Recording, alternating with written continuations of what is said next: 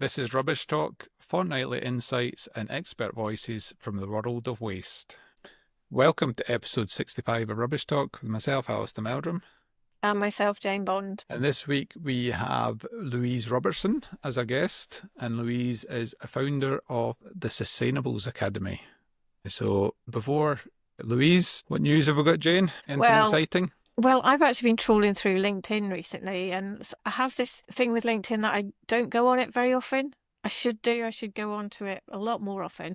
But when I do go onto it, I find all these interesting things, and I like comment on a lot of things for a short period of time, and then everybody wants to be my friend. So, it's quite good. But the one thing I found, Alex Robinson, and he's the CEO of Hubbub. And we had him on in episode 25. He was really interesting. I think he was a guy who used to be a musician. So anyway, he's got a story on his website or at LinkedIn, which basically is about a guy from New South Wales. And they've got a deposit return scheme similar to what we may eventually have here, where, you pay a deposit, you get money back. And he's collected and recycled 450,000 cans over 7 years, earning $70,000. I'm presuming it's US dollars. Enough for Australian dollars, I presume. Australian dollars. That's what I meant. Sorry. Enough for a down payment on a 2-bed house. How cool is that? 175 cans a day is the average. And he's been organising clear-ups at festivals and big events and all that sort of stuff. I put a comment down and said, that is absolutely brilliant. I love that. I know what I'll be doing. That's my new job. And I got a comment from Jen Cannibal, who works for Babbity Environmental. And he says that I can have his empty Iron Brew stash, which is enough for a Ferrari. So I'll take him up on that when the DRS comes in. So save your cans, Jen. That's all I can say. What else have we got? I know I'm not hugely positive about DRS, but it is this fact: if you put a value in something, if you give someone a value, there's that potentially gives people earning opportunities, and Yeah, I mean, why not? And there is a case for that. That material will disappear, but it's also what's left behind. And so no, it's good for him. Good for him.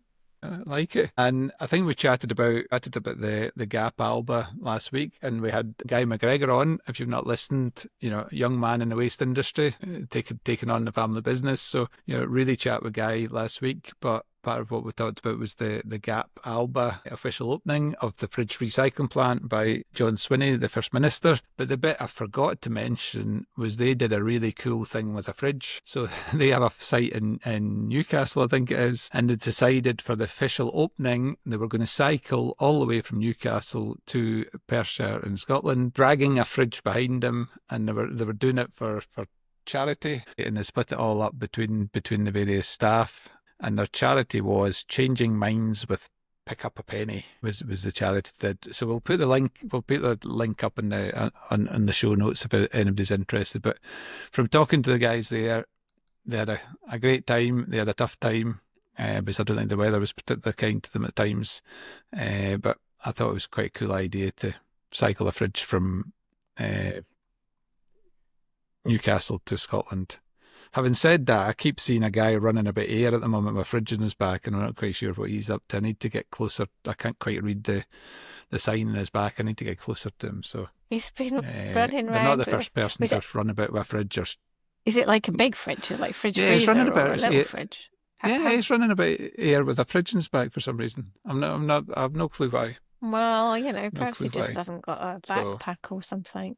Okay, so like I say, I have been trawling LinkedIn, and the next one I picked up, which I thought was actually great, was Laura Young put up a post, and again, Laura, episode 17, we've done all these great people. And she was talking about the Troon Beach Toy Library. So there is now a Troon Beach Toy Library, which they've been putting together and Laura's been part of, and it just looks like a great idea, to be honest. People can come and pick up toys, and kids, well, not people, but kids, you'd like to think it's for the kids. So yeah, I think that's a good idea. I've not seen it, but so this is to try and stop people buying plastic tat for the day, basically. Yeah, So possibly. instead of buying a plastic spade and bucket, they just borrow a plastic spade and bucket and then return it, Yeah, which that's right. is And a there's great lots idea. of nice buckets and spades in there. There's one that's a nice picture. They're all nice and colourful.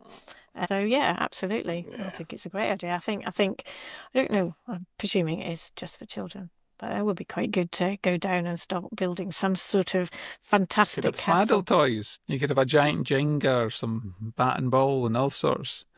Could do, yeah. I must confess, Jane, I was quite sadly taking pictures of bins this morning because I walked by a bin I've walked by many times, and on it is now a big sticker to say it is an offence to use this litter bin for the disposal of household or commercial rubbish. Section 33, Protection Act Ooh, 1990. ooh. So clearly a litter bin has been used by a neighbouring B&B, I think, for disposing of the rubbish, and the council wish to make a point. Mm, It doesn't seem to be on any other bins, but it's interesting it's appeared there. So yeah, okay. Uh-huh. and mentioning Laura Young, in case people don't remember, Laura Young was very instrumental in getting disposable vapes banned, and she ran a big campaign in Scotland, which, if you listen to some of the news, we're 2 weeks, 3 weeks into the ban. When you look at the vape shops, I don't think it's made much difference. I think they're still selling disposable vapes just with a USB port in the bottom, but that's that's Mm. that's a different story. But maybe we'll pick up that in a future episode. If I'm being honest, I was a little bit triggered by a zero waste. Well, it was a joint report by Zero Waste Scotland and EDAS, and they'd written a position paper or It's a think a piece. document on circularity. I think, what do they call it? A A think think piece piece. Yes. about circularity, a material development and economic innovation, and it's all about how Scotland's using, per person on average, we're using 21.2 tonnes of resources versus a global average is 11.9 tonnes. And I think, I don't think there was anything wrong with the report in itself, but I suppose my gripe or my post on LinkedIn was really that we seem to have skipped the basics. We need to get people in Scotland to actually put stuff in a litter bin or put the right stuff in the recycling bin. Once we manage that bit and build that foundation, then we might be able to move to circular economy and a more sustainable approach. But I honestly don't think we've got that basic step in yet, and maybe what we need to do is step back a little bit and actually try and get some of that basics and try and get people responsible for their waste. Yeah, I think Which it's a two-pronged I approach, don't though, think. isn't it, really? I mean, they're talking about, sort of a higher level, sustainable and successful Scottish economy, and they're talking about trying to develop economic policy, and put it into practice. So that circularity is part of that. So we need this sort of high level thinking, but we also need, like you say, people to do the right thing and put things in the right place. Otherwise, that high level thinking doesn't match up with the actual practicalities and Mm, what's happening on the ground. So you have to have that high level yeah, thinking, no, but you also absolutely. need to have the actual, there's no point doing high level thinking The if foundation. nobody does the implementation and pushes the implementation such that everybody does what they're supposed to do. So yeah, I think we're Yeah, kind of missing that bit, aren't we, really? Probably missing the bit in the middle. So yeah. what else have But you been again, up to? we'll put the link to it. Yeah, We'll put, we'll put the link to it.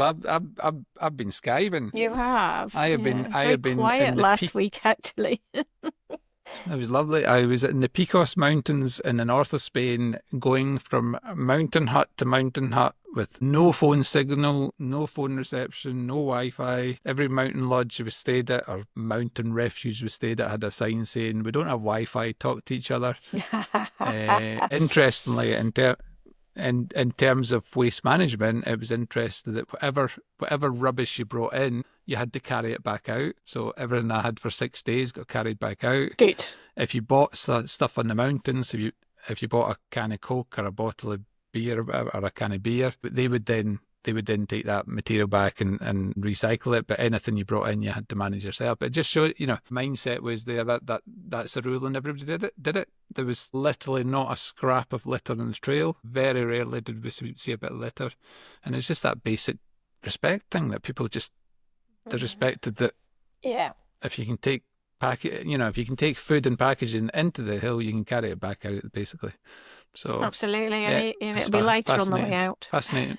It was certainly lighter on the way out. It was definitely lighter on the way out because the food had been scoffed because yeah. But the weather was a bit Scottish, sadly. It can be that north coast of Spain can be quite Scottish. It can be quite overcast and dreich. Well, a wee smear of rain. Mm. So we had a few wet days as well as a few sunny days. So, Yeah, well. but fascinating part of the world. Definitely a place I would recommend to people. And the whole flora and fauna and biodiversity was actually quite amazing in terms of just diversity of flowers, diversity of animals that were there. The place was well looked after. You know, it was well managed as a national park. So yeah, it was quite impressive. Good. But that leads us on to the Strava leader, Rubbish Talk Strava leaderboard, and we've not been pushing this that much recently, but there is a Strava club, a Rubbish Talk Strava club, if you're interested in just trying to get a bit of motivation for getting out and about. Mia has promised she's going to restart the leaderboard. She maybe should have started last week and then I would have been top of the board for all my Picos adventure, but never mind, I'll forgive her. So we'll restart that. And then usual things, Jane, for sharing about Rubbish Talk. Absolutely. Share hello at Rubbish Talk. Share us, download us, do whatever you can. We'd like to share our chat as wide as we can. We did notice we're looking at stats the other day, and we do have, interesting enough, we do have a bit of a peak with younger listeners. We have a bit of a growth in the 18 to 22-year-olds, which are now up at 10%, which is quite impressive. We did wonder if that was in the back of Guy McGregor's episode, but I think he's a bit older than that, and the 23 to 27-year-olds is down at 5.3%. So certainly our peak listeners are between 30 and 35 and 50, but we do have this peak at the 18 to 22. So never know, we maybe are engaging with a younger audience. And actually, looking at it, we're engaged, that 18 to 22-year-old group is actually 90% female. Oh, good. So there you go, females leading the way. Yeah, that's Mia sending it to all her mates. So absolutely, Mia listening to every day on repeat. And if you've not noticed this yet, we are pretty much pushing out on Rubbish Talk only. Occasionally I'll be in Environmental sharing it, but it's generally going out Rubbish Talk. So if you're not following us on social media and Rubbish Talk, then please do so. But Mia is putting together some video tasters, wee short video clips of the episode that goes out. So give us a follow and give us a share. And finally, before we go to Louise, so Louise Robertson is the founder of the Sustainables Academy, which is a not-for-profit, and their primary focus is to effectively educate youngsters. I can't remember actually the right age. You'll need to listen to the episode to work out the age, but it's sort of primary school. Yeah, I think kids, it was from 3 to 12, I think. In sustainability and waste management. They're a not-for-profit. They're doing great things. They're aligning school curriculum with the sustainability agenda to try and embed it. So it's not an extra, it's just part of what should be done. So really fascinating what she's managed to achieve so far. And I think she's got big ambitions to go forward. So yeah, I think the shout out for Louise, if anybody is interested, please reach out through us or reach out direct to Louise. She has got an active LinkedIn page as well. So I think it was quite a fascinating chat, Gina. It was, and I think that for that younger age group as well, it's really interesting. So we're expecting our listener age group to fall even, Go even younger. Yes, but no, it was very interesting. And if you want to learn more about how you learn about sustainability, there you go. And I think for it'd be very relevant for teachers to have a listen. So if you get any pals that are teachers, please share the episode with them. But I know for a fact, I've been doing a fair bit, as I've talked about previously, at universities recently. And I think they all struggle with that. How do they embed sustainability and waste management into the course and make it part of their course rather than add on to the course, which I think they're all trying to avoid. So, yep, fascinating chat with Louise. So over to myself, Jane, and Louise Robertson. Hi, Louise. Lovely to see you, and welcome to Rubbish Talk. Hi, thank you for inviting me. No problem. We're going to have a variety of questions, find out all about you and how you fit into this big bad world of waste, recycling, sustainability, and all those nice, good buzzwords. So, the first thing I'm going to ask you is, can you tell us who you currently work for and the background about your organisation, please? I'll give you a background of the organisation first. So we are the Sustainables Academy. We're not for profit, and everybody that works, inverted commas, for the Sustainables Academy are volunteers. I'm an educationalist originally, so I was a head teacher in the UK, Scotland, England, and globally. And then I turned into a part-time lecturer. And part of my role was going into schools and seeing young fresh to the profession teachers and watching their lessons and going through the standards and ticking them off for their teaching practice. And what I was seeing was lots of teachers embarking on teaching about sustainability and waste. And I was a bit concerned about what I was seeing subject content wise, because very much the waste subject within the school sector is very linear: take, use, dispose. And so that was what forwarded creating this organisation. So for the initial question, I'm the founder of the organisation, and the organisation is not for profit, dealing with sustainability, and key to that is the circular economy curriculum. So is that do you provide support and guidance and information to teachers? Is that on the sort of waste and a circular economy kind of platform? Is that kind of what you do? Yeah, because the waste industry is pretty secure in the way that it's established, and it is within the industry itself. But from a school's point of view, there wasn't anything there for educators or children.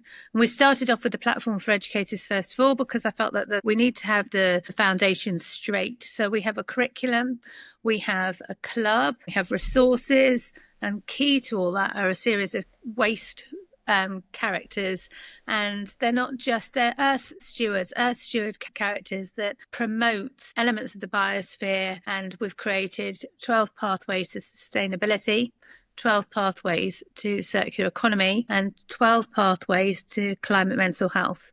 So it's a structure that links to a curriculum that's being taught in schools.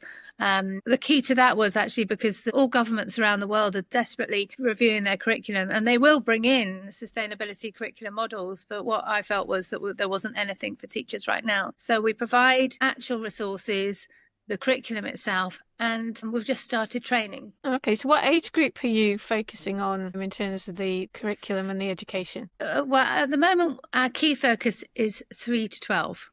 So it's the primary sector. Okay. But we also run a program for, we've got some high school modules, and we have got the full curriculum going through to high school. But the key at the moment is from 3 to 12. And we also have programs that if you're in high school and you're doing the Duke of Edinburgh Award, you could take the modules and you could run a club or an activity within your local primary school. So we've got things that enable youth leadership and student voice. It's interesting. So how do you find this is being taken up with students and educators? Is it quite UK wide, or how does it link into the schools? Right, well, we're global. So we've got educators in 61 countries that have registered for our resource, which is pretty incredible. We have thousands and thousands. Yeah, really happy with that actually, because we've only been online for 2 years. So it obviously is showing that people are very, very interested. We've aligned the curriculum to the Australian curriculum to primary years, the Scottish curriculum through to primary years, the Welsh, the Northern Irish, and the English curriculum all through to primary years. We've also looked at the USA TEACS, which is their science-based program, and they follow depth of knowledge. So we've linked that to depth of knowledge. So we've aligned those curriculum models across so that educators can access. It's interesting because it's individual teachers that want the information. So we've had individual teachers sign up. We're starting to get schools, and in our first lot of training, we've got we've got key core schools, more core schools in Scotland than anywhere, because I've been able to work with those directly. But we've had a lot of schools turn up for the introduction to the sustainables, and we've got another module coming up in 2 weeks' time. So school leaders are looking towards that. The key to that is that the OECD are going to be monitoring schools for their sustainability approaches to sustainability and their teaching. And also, like, for instance, the Department for Education in England, they want schools to create sustainability action plans. So what we've done is we've created a platform on there, where a place on our platform where you can look at how sustainable is your school, how sustainable is your classroom, and young people can lead that within their classroom. So there are external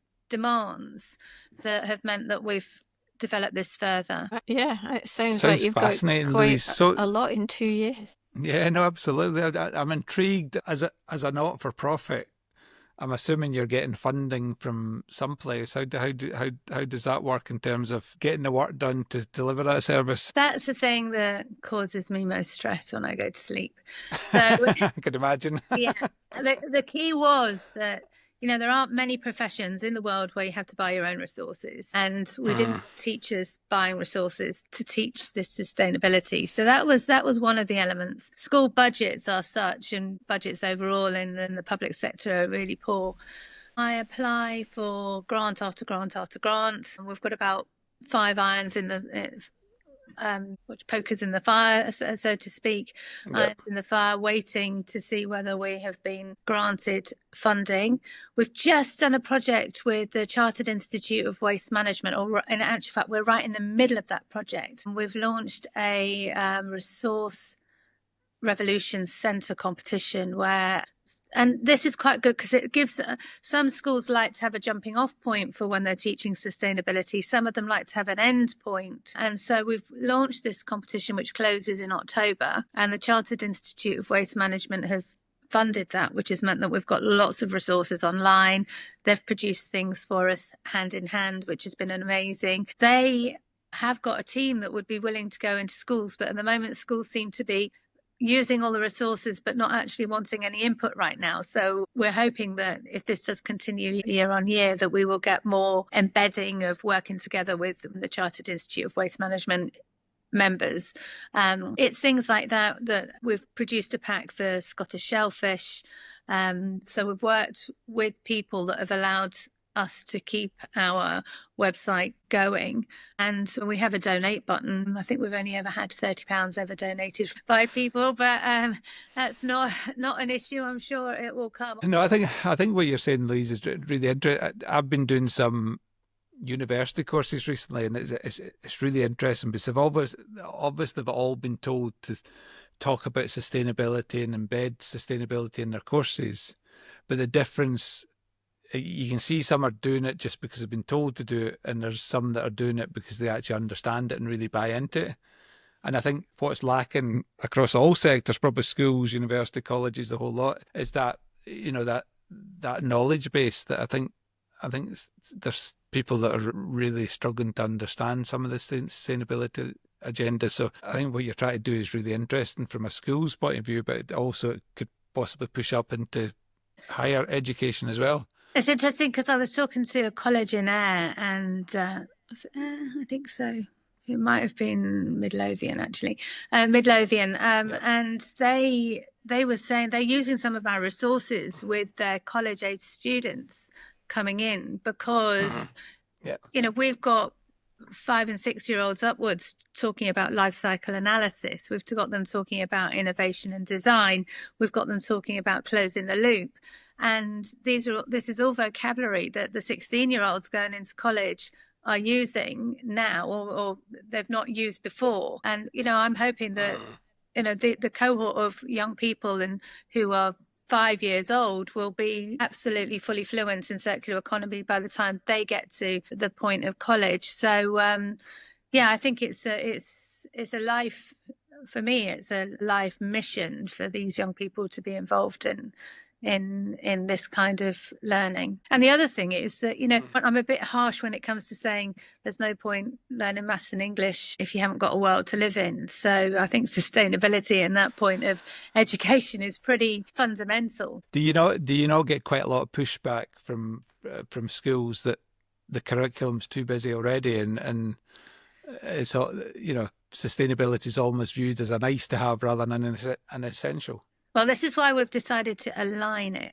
So if you go onto our website, we've got our 12 pathways. And if you're teaching history, for instance, and you're teaching the Romans or the Vikings or Tudor, let's take England, for instance, Tudor England, you can actually a teacher can turn on their sustainability head, and they could be saying, well, what happened to waste in archaeology gives us loads of waste over the years. How did the Romans heat their houses? Well, they were using hot water, and the energy that they were using. And that kind of the other one, a great one, is World War II, or the world wars in general, or wars in general. That make, do, amend, digging for Britain, and all those aspects that you can embrace those elements in there. But actually, then instead of just talking about what happened in the past, how has that influenced us in the future? And how can some of those behaviours actually be employed? Not dismiss them in the past, but actually take those on board for the future, particularly when you're talking the 10 R's with recycling and reusing and being innovative. And the other thing that we want young people to think about is with that, the idea of the waste aspect. If you're comparing a Tudor midden to landfill nowadays, what type of materials are in those landfills? But the key for us is that closing the loop, looking at our earth resources, and we're looking at wars, for instance. If you're looking at what's going on in the world right now, there's an awful lot of discussion about for instance, Ukraine's mineral wealth and those earth resources that are really important. And, what actually is motivating perhaps people to be involved in talks or wars in the first place. So from a political agenda in high school, you can really delve into that, but equally in the primary sector. Yeah. No, sounds good. Sounds good. So we normally ask all our guests what brought them into the world of waste management. So I suppose for you, it's when did the shift from head teacher to sustainability come in, or was that a gradual process? I think it was a gradual process. I lived and taught for quite a while in Indonesia, in Jakarta.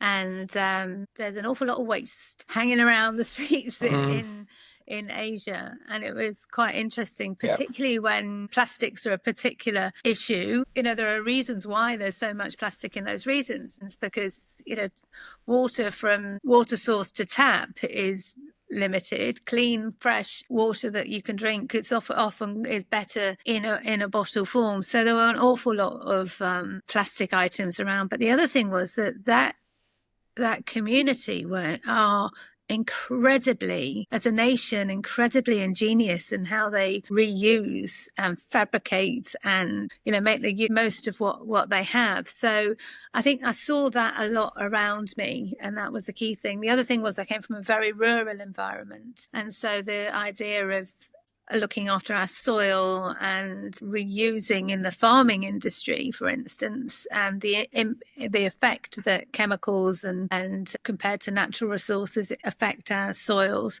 was an interest. So, but it was really going into the classroom and seeing teachers teach this area, but without any, it's all a bit random.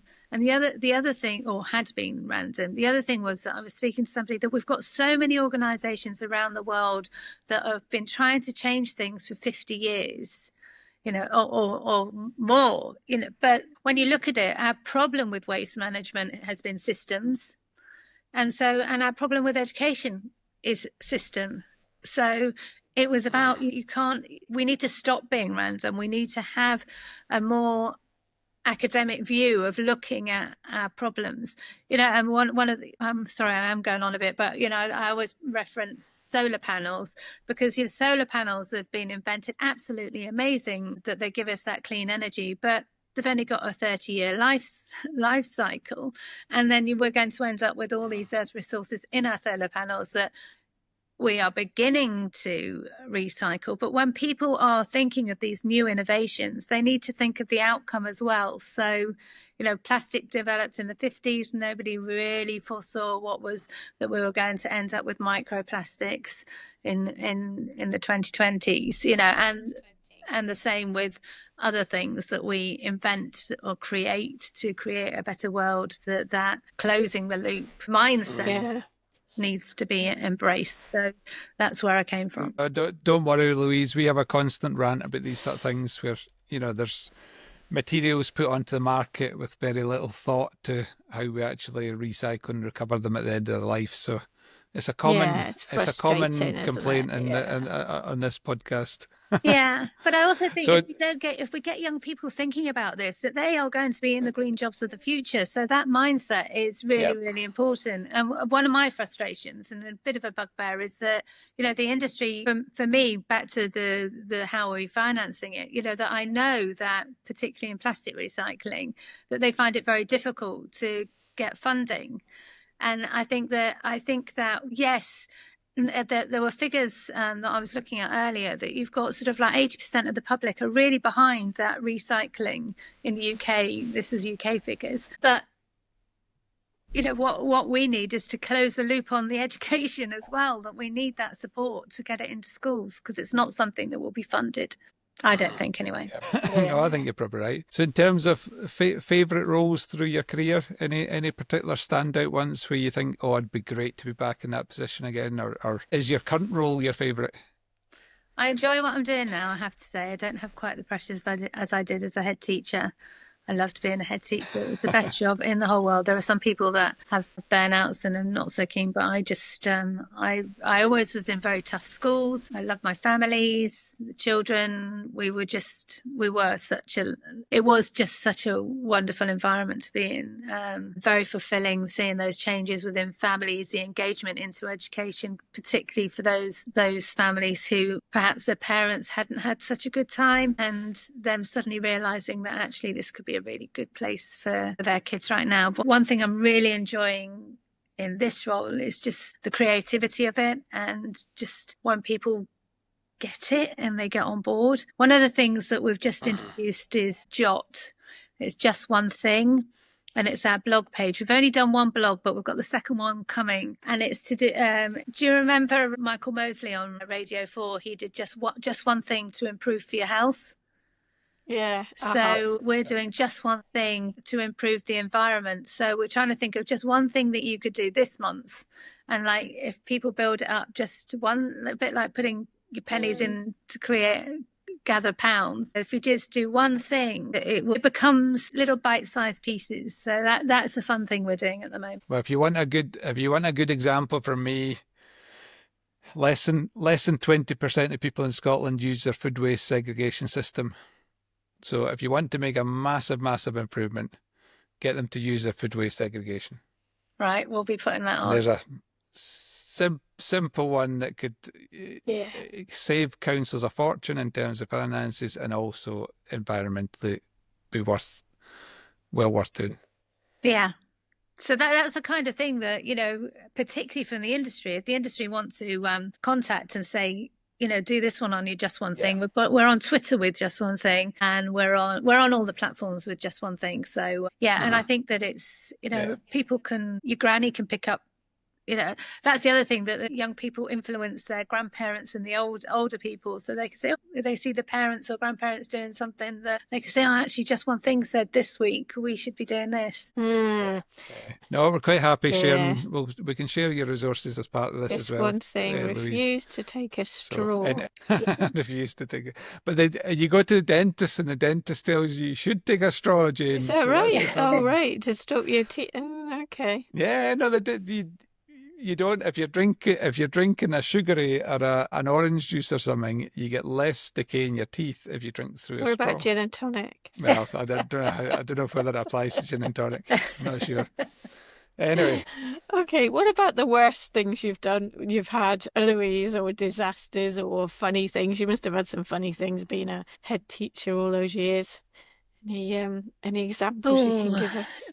Yeah, I think some of the things have been they weren't quite so funny at the time, but actually when you have like an angry parent, that kind of being able to get rid of that anger and get somebody on board, that that has been probably one of the challenging things. But often by the time you finish, the parent is, or the member of the family or the carer is sort of like laughing with you, and that has been interesting. I mean, children have just done the funniest things, and I'm sure there many times teachers have said, "Oh, I wish I'd written a book about the things that have happened to me." I just can't think of one right now, but there have been some. I remember actually one day, because being a woman, I wear makeup, and I was teaching one little boy, and he looked at me and said, "There's something different about you today." And I said, "Oh, is there, what's wrong?" And he went, "You haven't got your eyebrows on." And I was like, "Oh, right. Okay. I must have been so rough in the morning. Perceptive. I haven't got any eyebrow." Yeah, so it's quite funny. But yeah, they don't pull any punches, do they, kids? All right. No, they don't. Not at all. So how much do you feel that you've got to preach outside your work as well as inside your work? Are you the sustainability expert every time you meet people, or do you quieten it down for the switching lights off when you go into friends' houses? Really, and stuff like that? Yeah, unfortunately, my husband says to me, it's a bit like he meets up with a load of friends that enjoy rugby, and when they have a drink or they're having a meal, they say, and they gather together, they say, right, 5 minutes on your ailments and who's died. And it's a bit like me with my sustainability, that my husband goes like 5 minutes. That's all you've got. 5 minutes you're allowed. And, or if we're walking, he'll actually say, "Just don't mention the sustainables tonight." So do you not think that's sorry? I was going to say, is that not a bit sad in a way that we should all try to be more sustainable? It shouldn't it be that barrier that is as if it's something annoying, if you like. It should just be standard practice. Yeah, it should be. I have to moderate myself. I think that's the trouble, because I can get very boring. I was laughing because who goes to watch Kylie on a Friday night and then starts taking photos of their one-use plastic glass system? That isn't normal behaviour. And we were in Bucharest, and I was taking pictures of bottle cap collection points, and instead of the Danube. So there is a point when I was going to say, Louise, join the club. You can't go on holiday without taking pictures of bins. It's just, You're doing something wrong if you've not got a picture of a bin from your holiday. So how do you get away? I'm assuming you're busy work life. How do you relax from the work? I love to swim, so that's a good thing. Trouble is, things do it's a great therapeutic occasion for me. The idea in pools or outside? Pools, no, not outside. I'm not brave enough to go outside, but in pools. And I will. And the other thing was that my first degree was in art and design, so I like to paint and draw. That's a big thing for me, and I just love being outside. I'm not a big gardener. I mean, that's something I like to grow things. I don't like weeding. But I do. I love to paint and draw. And you, if I'm right, you're in a nice part of the world. You're up in Perthshire or someplace, aren't you? Yeah, we're right in Perth. Based? It's a beautiful city because it's a city, and then literally 2 minutes out your doorstep, you're in the countryside. In the country. The river's just beautiful. It is just a beautiful historic city. I think often bypassed. People bypass Perth a bit. They go off to Dundee, they go off to Edinburgh. I think now we've got the Stone of Destiny or Stone of Scone in the museum that's pulling more tourists in. You have to remember, Perth was the city of kings. All the kings were crowned here, the Scottish kings. So it's got a great historical. They were murdered here, and there were battles here. So it's got great history and a very nice place to visit. This is a typical teacher trying to educate us all about Perth at the moment. What I find is that people come But what people do is they don't. I think when you've lived in a place, you don't realise you lived in a place all your life. You don't realise actually what you've got. And my husband's from Perth, so and I've come in and I'm going, wow, this place is just incredible. And you get people moaning about the shops shutting, etc. But I think sometimes you can live somewhere and not see it. Yeah, I would agree with that. No, absolutely. So in your Sustainable Academy, what's your kind of next steps? What are you looking to achieve with that going forward? What's your ultimate goal, Louise? Get some money. Well, yes, apart from get some money. That would be really funding. That would be a relief if we got some money. Schools are asking for, so if anybody's interested in sponsoring high-vis jackets, schools are asking for high-vis jackets, and we'd quite like to be able to get a little pack out to each schools because something they've asked for. So that would be something that would be a practical thing. We've got the foundations. A lot of this has been adult led, and we had to have those foundations in, but now we're getting the youth voice, and so that is really important. But a lot of things it's become a practice where youth voice comes first, and I actually think we needed the structure before we got the youth voice, and I thought that was really important to have the knowledge base. And so our board is now, it's made up of specialists and teachers, but now we want to bring on youth onto the board itself and have more ambassadors. So that is the next step. And the other thing was we were really curriculum learning focused, and we've just launched our Infinite Earthlings, and our Infinite Earthlings are Earth Stewards, and that's the club side, so it can be taken out with schools, so that becomes more youth led.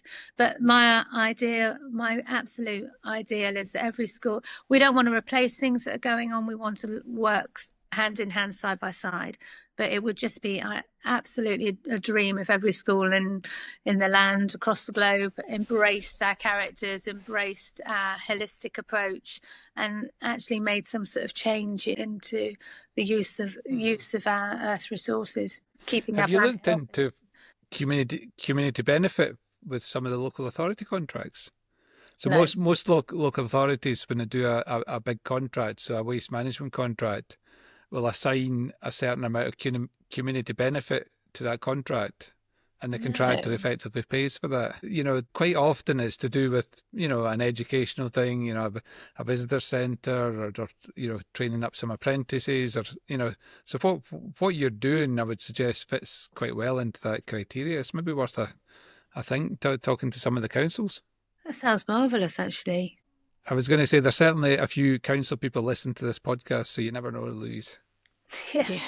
No, it'd be really good. It'd be great for people to contract. I did have, I think it was Bradford, a lady from Bradford. She was really helpful. She pushed out the Chartered Institute of Waste Management, and that was good. And I had a couple of, I think that if they were members of the CIWN, that they got information, so that was good. But if anybody has got any ideas, it would just be amazing. And the people want to get involved. Would be really great. I'm just looking on your website, Louise. It's really interesting. I do like that all the characters. They're really good on the Sustainables Academy. We've got a lovely clip from.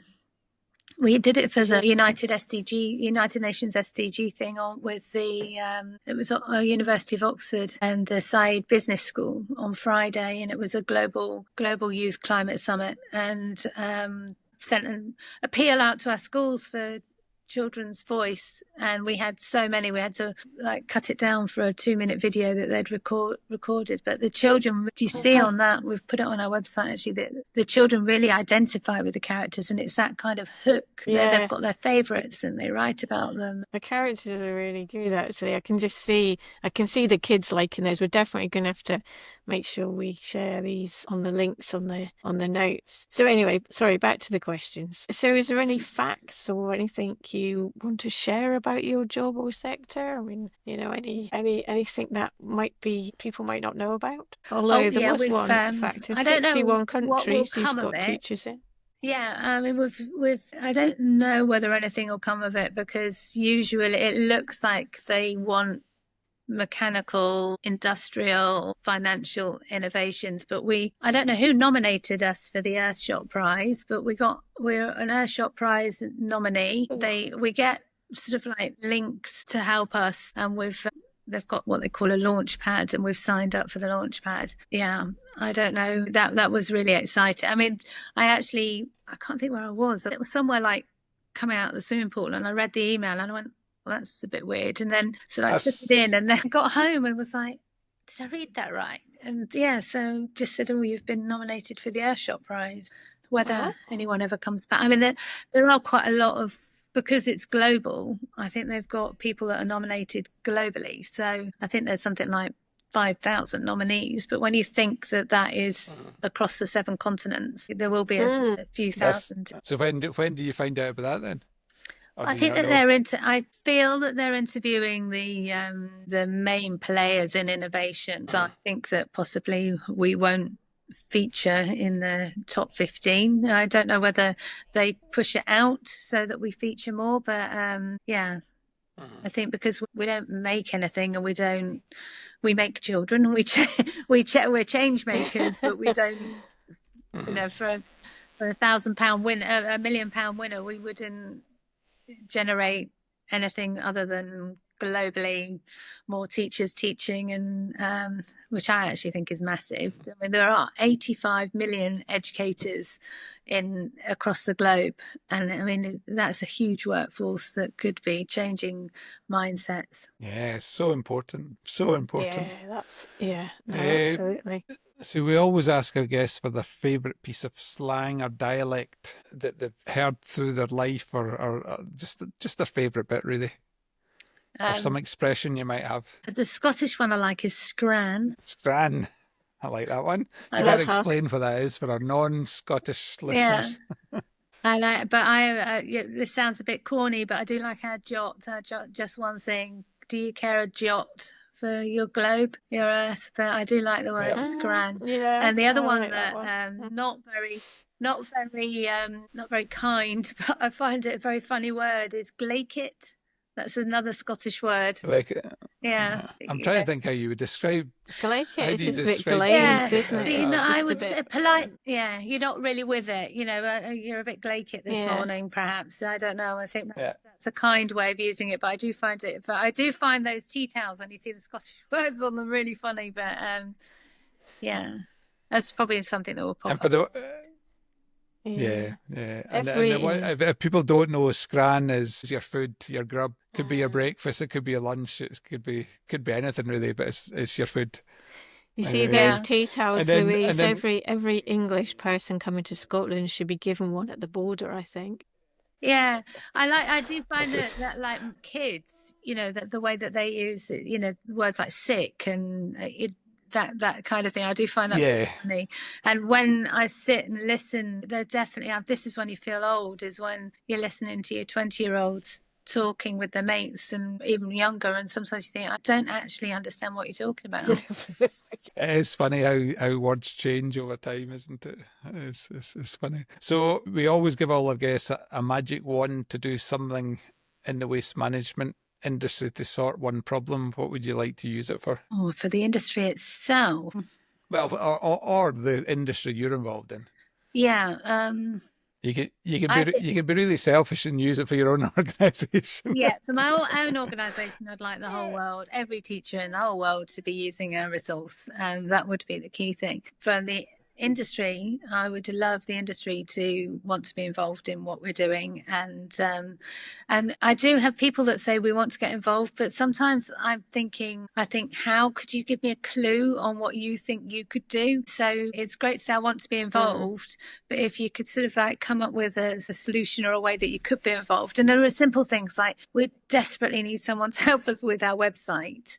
There may be somebody that has got those kind of skills that would, really help. And that is one of our big expenses, is like paying people to work on our website. And, it may be that you've got ideas. I mean, I had somebody come up with an idea about, this is a funny one, actually. We were talking about energy, and they said, oh, have you ever made a bum sandwich? And it's, you make a sandwich, like you make it like as though you're going to make a toasted cheese sandwich.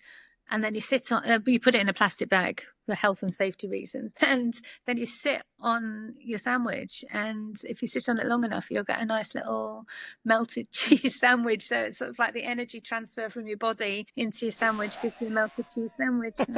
Fun sandwich. I think that's slightly extreme. Yeah. Okay, fair enough. And, last question, which you should probably have quite a lot of advice here. What advice would you give to the younger generation coming into the sector? So coming into sustainability or waste management or anything, what would you tell them? How would you get them into this sector and tell them how wonderful it is? I think it's the biggest developing sector that we have, actually, because it falls into so many aspects, whether it's wind farms or energy to recycling. There are just so many aspects of it, whether you're in the building industry, developing new resources for buildings, for insulation, whether you're in farming and you're improving soil quality. I'm just picking on a few because it's so broad and it's such a great use of skills.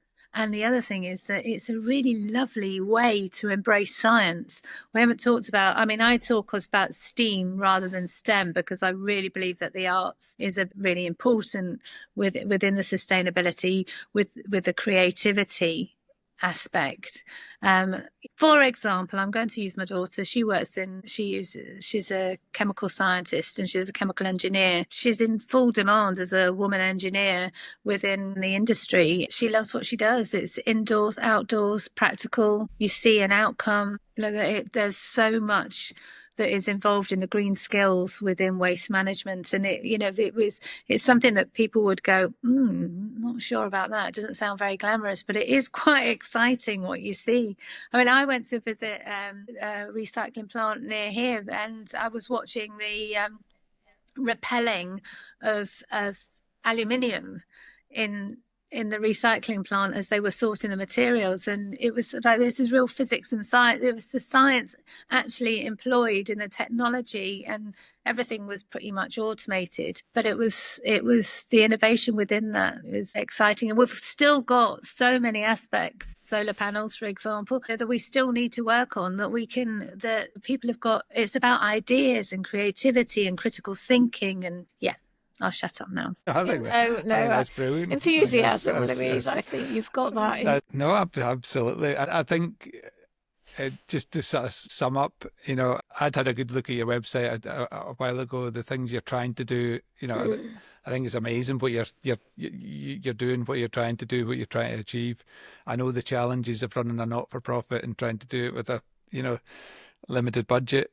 I think what you're trying to do, that primary school age, is equally important as senior school and higher education, and hopefully you can go from success to success. Fingers crossed. Fingers crossed. We're trying we're trying to find ways of becoming sustainable. And one thing we really want to do is we've got this project. Actually, I should have mentioned this when we said about what was the future hold. We've got this project where we want to. Some parents might not be so happy, but have some form of. We've got ideas for a gaming platform. That would be something that we would need big funding for. We've found routes for that, but I think that would be a next step, and that would hit the spot with young people. It sounds, watch this space, I think you're saying, Louise. Is that right? I am, yeah.